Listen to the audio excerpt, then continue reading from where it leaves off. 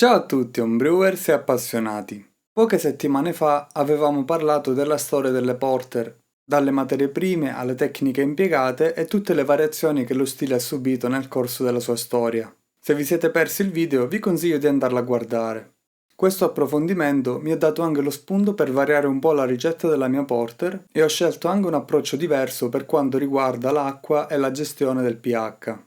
Inoltre in questa cotta ho scelto di approfondire anche i lieviti programmando un batch più grande da dividere in due fermentatori con due lieviti diversi, di cui uno secco e l'altro liquido.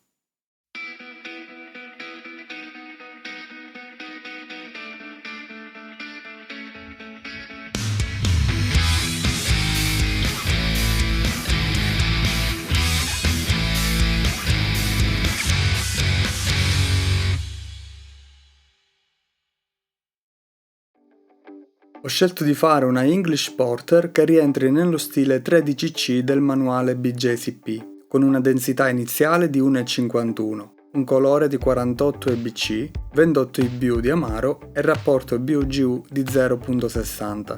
Ho pianificato inoltre un batch da 33 litri da dividere in due fermentatori, dove inoculerò due lieviti diversi. Per quanto riguarda l'acqua, come accennato, ho voluto fare una scelta diversa. Fino ad oggi avevo sempre usato la stessa acqua parzialmente osmotizzata che con la sola aggiunta di malti scuri portava il pH ad un valore già molto basso e non necessitava di correzioni. Dopo l'approfondimento del pH di cui ho parlato in un video qualche tempo fa, ho appreso che in birre scure con gristi complessi un pH molto basso può concentrare un po' troppo il gusto dei malti scuri, facendone perdere complessità e profondità. Inoltre spesso le birre lasciavano un tocco acidulo, a volte un po' troppo spinto. Un pH nella parte alta del range invece può aumentare la profondità e la complessità del gusto percepito. Quindi ho scelto di usare per l'ammostamento un'acqua molto più dura, con un residuo fisso di 500 mg per litro e una conducibilità di 800 microsiemens, e ho scelto di correggere il pH il minimo indispensabile rimanendo nella parte alta del range. Come malti base ho scelto un mix di 61% di Mary's Otter e 18% di Monaco. Il Monaco non è un malto convenzionale in queste birre, ma dovrebbe aiutare a donare maggiore complessità, anche per non dare troppo distacco tra il malto base e le note torrefatte, quindi aggiunge un po' di dolcezza di fondo. Come malti speciali c'è l'immancabile malto brown, qui al 12%, 6% di avena in fiocchi, e infine 2% di carafa 3 della Weyermann, che aggiungerò solo per raggiungere il colore desiderato. Non voglio spingere troppo con le note torrefatte.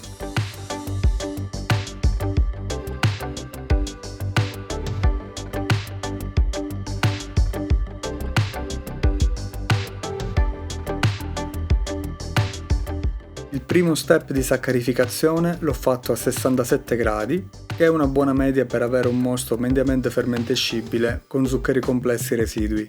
Il primo campione prelevato pochi minuti dopo mi ha dato un valore di pH di quasi 6, quindi ho fatto delle piccole correzioni e l'ho abbassato a 5,6. Secondo step di saccarificazione a 72 gradi per 20 minuti e infine 10 minuti di mash out a 78 gradi. Rimisura il pH e qui leggo 5,4. Come prevedibile il pH continua a scendere spontaneamente con le reazioni dell'ammostamento e con i malti scuri questo avviene ancora più intensamente. Qui arrivo a una densità di 1,64. Passo allo sparge per caduta con 20 litri di acqua.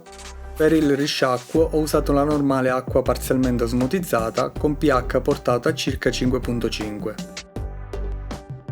In preparazione della bollitura ho preparato il luppolo, East Goldings da 5,4% di alfacidi, ho previsto una gettata di 60 grammi a meno 60 minuti che cederà 23 IBU e una gettata di 40 grammi a meno 10 minuti che cede altri 5 IBU. Aggiungo anche il nutrimento per il lievito e il Protafloc. Completata la bollitura avvio il raffreddamento con la serpentina e il whirlpool poi con la pompa.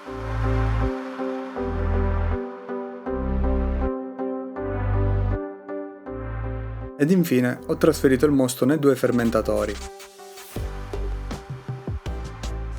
La densità iniziale misurata è di 1,47, 4 punti sotto quella prevista. Lavorando poco spesso con questi volumi non ho ancora calcolato bene tutti i parametri, Comunque entro i 5 punti di scostamento dalla ricetta evito di fare correzioni. Passiamo ai lieviti. Ho scelto di provare 2 ceppi nuovi per me, uno dei quali liquido. Solitamente su birre britanniche si va sul semplice con i tanti ceppi secchi presenti sul mercato, ma mi sono sempre chiesto se un ceppo liquido britannico possa fare la differenza in questo stile.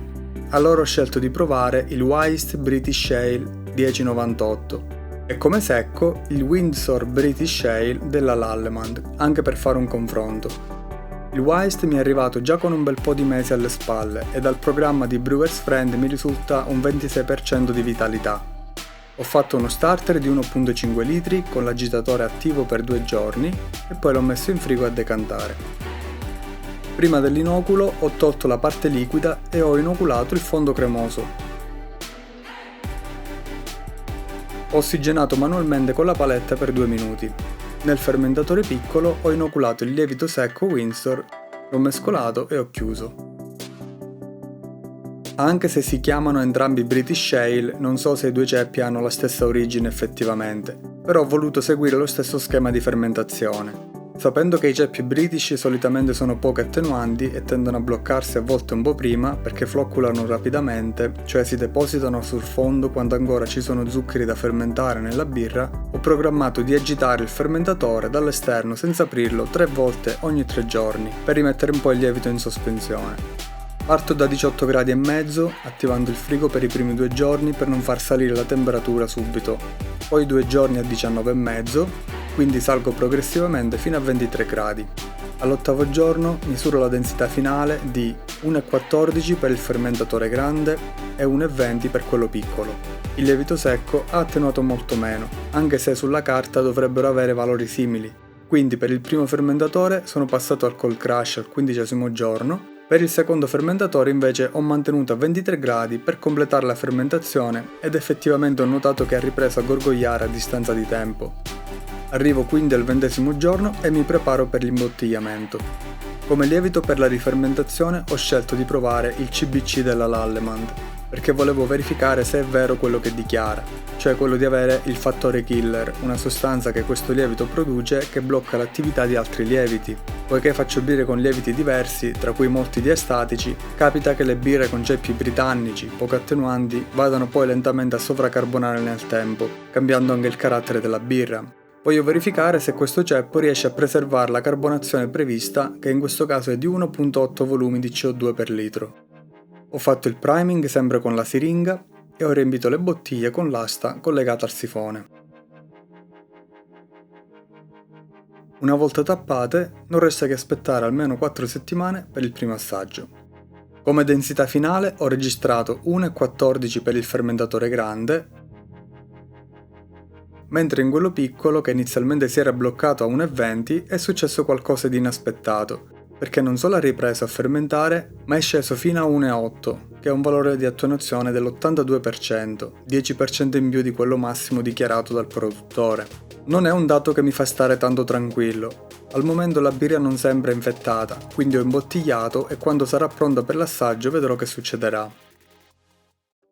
Anche la porter di quest'anno è stata fatta. È la prima volta che utilizzo un ceppo di lievito liquido su una birra britannica e sono curioso di vedere il risultato. E anche il confronto con il lievito secco. Se tutto andrà bene, farò poi un video assaggio comparativo tra le 2 birre. Se avete domande o suggerimenti, scrivetemi sotto nella sezione commenti e se il video vi è piaciuto vi invito anche a lasciare un like e a iscrivervi al canale. Il vostro supporto è sempre di grande aiuto per continuare con i prossimi contenuti. E ci vediamo al prossimo video.